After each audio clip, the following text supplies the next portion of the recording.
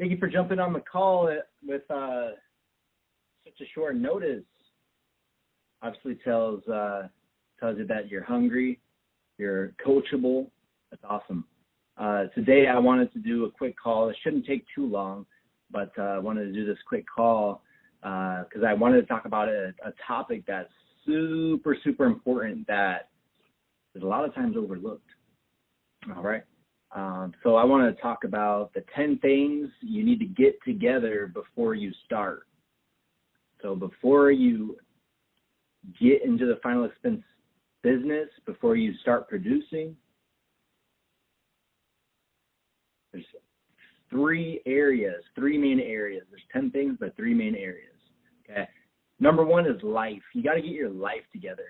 Okay. This is a whole nother lifestyle that you're getting into.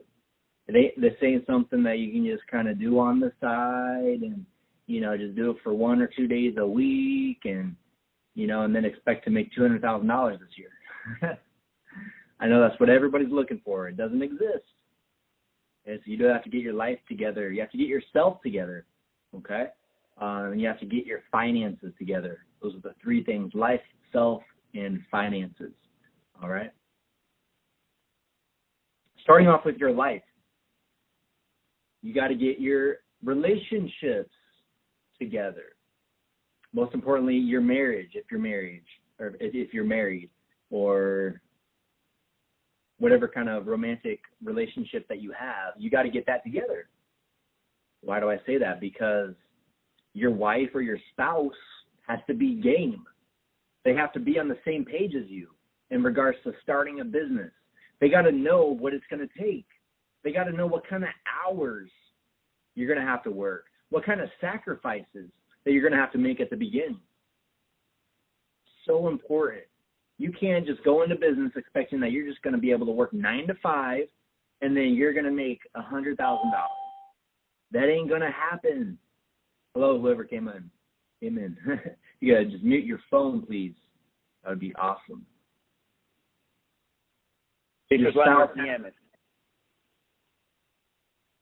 Awesome. Yet your spouse has to be game with you being in the business. All right. When I got into the business, I kind of got into it because I was one of those people that I thought that I could just work 9 to 5 and I could make a significant income, which you can later on, right? But at the beginning, there's no way you can do that at the beginning, right? So your spouse has to be on the same page as you. You got to divvy out your schedule. Those of you that are local agents that come to the meetings every week, you guys know this is my candy stick. I talk about this all the time. Something as simple as a schedule. Yes, it will be the difference between you being a top producer and you being the average producer. Just being conscientious about that. So you have to divvy out your schedule with your spouse. Okay. You got to let them know. This is the kind of conversation I have with my wife, okay? And I literally have a schedule. I made out a contract because there's a time in my life, just being transparent, where I was doing mortgage protection when I first got in the business, and I would come home and my wife would be crying. You want to know why? It's because I would get home at like 11 o'clock at night. I'd get home at 10 o'clock at night because the leads were so scarce. I'd have to go hour and a half away, just super far. And then there's evenings and weekend appointments. I'd get home late. She'd be crying. We were newlyweds. And so I was like, all right, I'm tired of not making her happy. I sat down with her. I'm like, got out a pen and paper. I'm like, what can I do to make you happy? And she's like, we just had a heart to heart.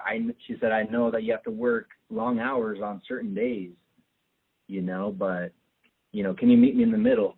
And literally right in front of me, I have the paper at the bottom. I signed it. She signed it. I closed the deal.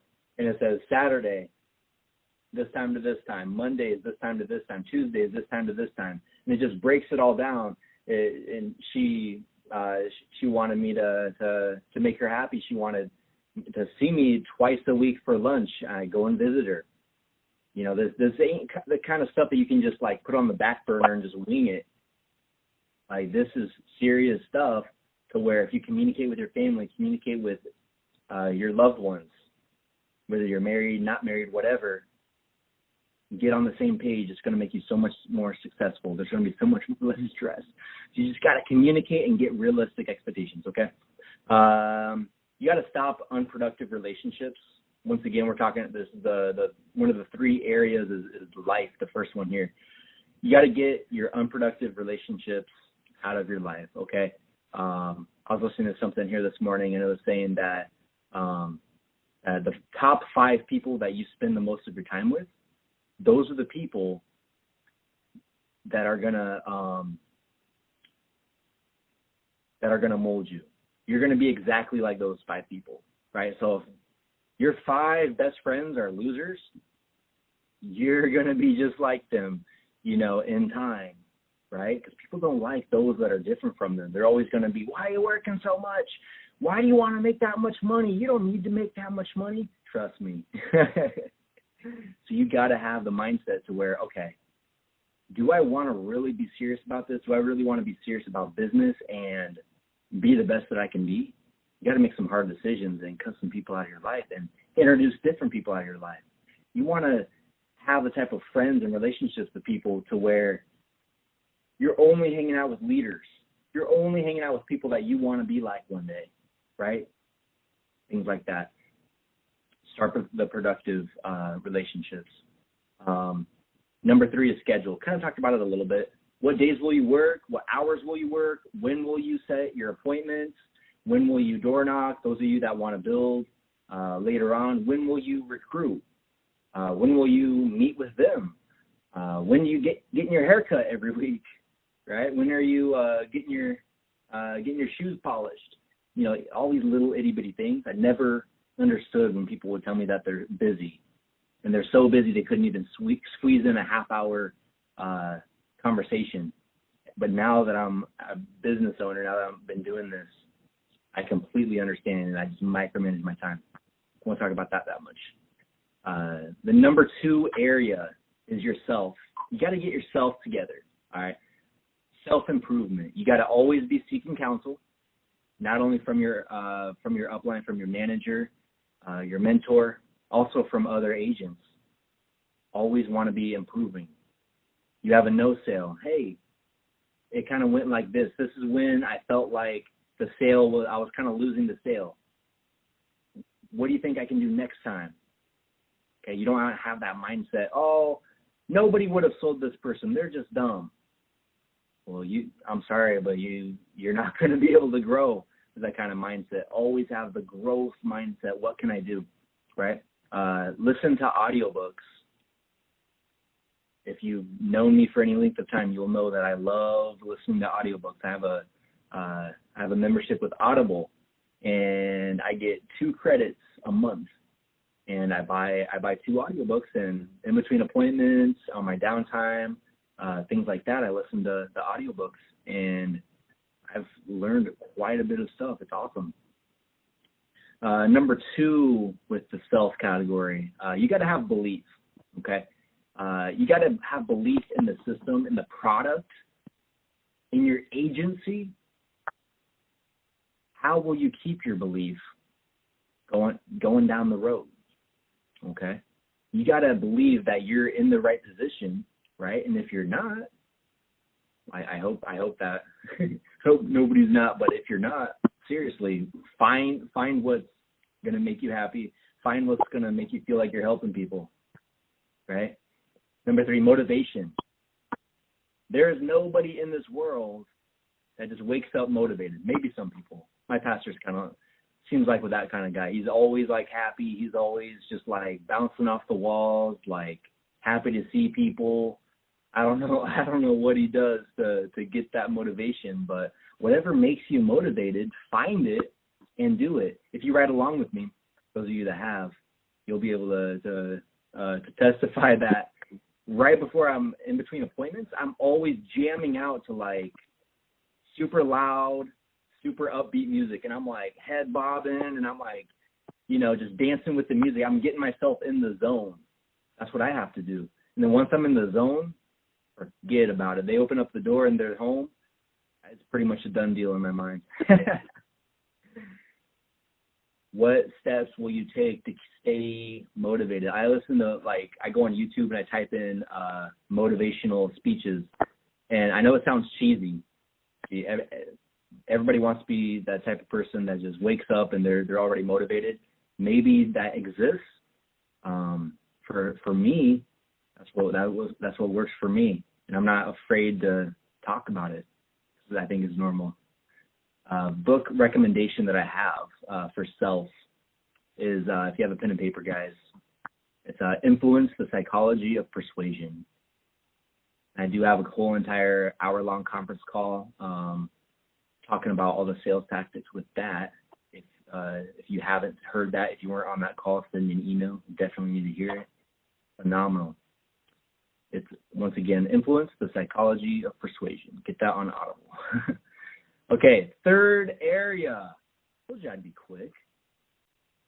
Third area is finances. You got to get your finances together. Okay, you're starting a business. There's been a lot of businesses that have started that, just look at Uber right now. And I'm not going to talk bad about it. It's a phenomenal company. But guess what? They're worth like 58 billion, I think, 50-something billion right now. And they haven't made a single penny. They haven't turned a profit yet. Good for them. They're worth 58 billion. I don't know how, but I'd probably based on concept alone. But I don't want to be that guy that has a business that is worth something and I haven't made a dime profit. You want to get your finances together so that you're making money. All right. Number one in that area is lead budget. That's the most important expense that you have, most important business expense, all right? You got to, and if I were to say there's a percentage, 75% of your budget, your lead budget needs to be on direct mail, your full-time lead source, time-tested way, all right? And I would say 25% should be on a filler source. There's other cheaper kinds of leads, internet leads, telemarketed leads, even B leads that you've worked already. That we can supplement your activity. Number two is you got to make a business account. All right. One thing that I did, you just got to keep your business expenses separate from your personal expenses. It is a business. My first probably 4 months in the business, I just had all my direct deposits coming into my bank account, and the more money I made, the more money I spent because I didn't know, where the money was going, how much was coming. All I saw was, the deposits every day. Oh man, I can go out and buy this. And I found once that I got a business account, I found that, wow, I'm wasting a lot of money on those stuff. Right? Taxes is better. There's a lot of benefits. All right. Pay yourself a salary. What I did was, I looked at my expenses and I'm like, all right, how much money is the least amount of money that I can make and pay myself every single week and keep my head above water? Because you got to stay broke. You don't want to start killing it and then go out and buy a new car and, spend a bunch of money. You want to stay broke, for the first few years at least. That way you can reinvest in your business, things like that. But what I do, I pay myself $500 a week, and that's it. The rest is in my profit account. I have a business profit account. I want to, way in the future, I want to start a call center. If I want to, John and I went to Northern California, Pittsburgh, and I dropped over $1,000 on a recruiting trip. How could I do that? Well, I have a profit account, right? You got to make your salary a minimum amount of money that you need to survive. And even if you got to live off of ramen noodles, do it and stay broke. Stay broke. All right. Number three with the finances, you got to have goals for your financial growth. All right. And I know this is one thing that salespeople just hate hearing. All right. But it is true. Goal-oriented people, statistically speaking, perform better than those that don't. Okay. Figure out your spending allocation for the future. What are you going to spend your profits on to grow your business? So you're going to have your $500 a week, for example, salary. And guess what? After a couple months, you're going to be, if you follow the steps, follow the guidance, continually get mentored, continually have me come right along with you, continually come right along with me, things like that, you should start producing a pretty decent amount, okay? Once you start doing that, what is your goal for the future? What are you going to spend the money on in the future? And don't say, I'm going to go out and buy a Mercedes, okay? If you reinvest your money, you can make even more, right? What are you going to spend your profits on? Are you going to buy more leads, for example? Are you going to spend money on recruiting? Different things like that, right? But if you're living paycheck to paycheck, spending everything you're making, you won't be able to up your leads. You won't be able to spend money on recruiting, right? It's going to keep you back, right? The last thing I already mentioned is stay broke. Don't raise your salary for at least the first year, I would say. I haven't bought a new car. I haven't bought any new toys. I have gone on a few vacations, but not anything ridiculous like before I got in the business. Just local stuff. Since I live in California, I'm able to go to San Francisco. It's not too far away. Just all these destinations. They're pretty close, so I'm lucky. But just focus on sales, focus on growth, and in the future, your business is going to be so much more profitable. So much more profitable. And make sure, and that kind of goes back to the key number one in your life story. You got to make sure your wife, your spouse, whoever, your family knows, hey, I got $10,000 in my account. That doesn't mean that we're just going to go blow it. We're not going to Vegas. I'm going to have to reinvest. Okay, you got to communicate that, because trust me, once you got money in there, well, what are you doing to help us? You got to communicate 100%. All right, and I do have a book recommendation for the last key there with the finances. If you have a pen and paper, this book blew my mind. This book blew my mind, seriously. It is tremendous. I highly recommend it. It's on the same level as the other one I recommended a few minutes ago. But this one has to do with finances, obviously. It's called Profit First. Profit First. And I think it talks about a problem that a lot of insurance agents go through, in a sense of just kind of always spending what you're making. And a lot of agents, they don't ever dig themselves out of the hole. Even if they're making $100K, $150K, seems like they're always spending.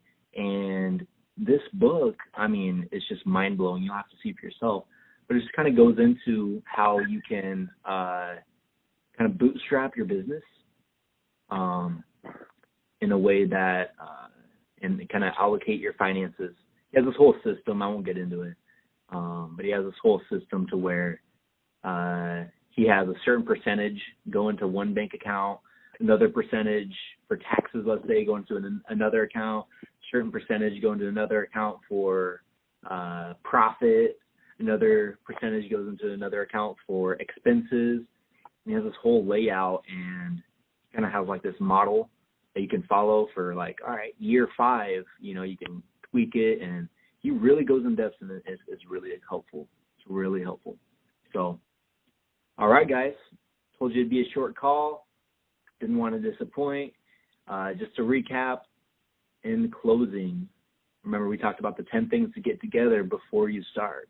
And if you've already been in the business for a length of time, this is still good content for you. This is still good things to kind of go over, reevaluate yourself and your business. And I promise you can find a couple holes, couple improvements, and be even more successful, right? We talked about getting your life together. You got to get yourself together, and you got to get your finances together. Again, those books I was talking about, Influence, the Psychology of Persuasion, self-improvement book, it's a sales book, and the finances book is Profit First. Thank you guys for jumping on the call. And if you guys have any questions, if you guys want me to give you any additional information on any of those 3 subjects, feel free to email me. I have a couple of PDFs from the authors, a couple worksheets that they have and things like that. So I don't want to get into that, but feel free to email me and we can talk about that a little more. All right, guys. Have a good day. Appreciate it. Richard Landman.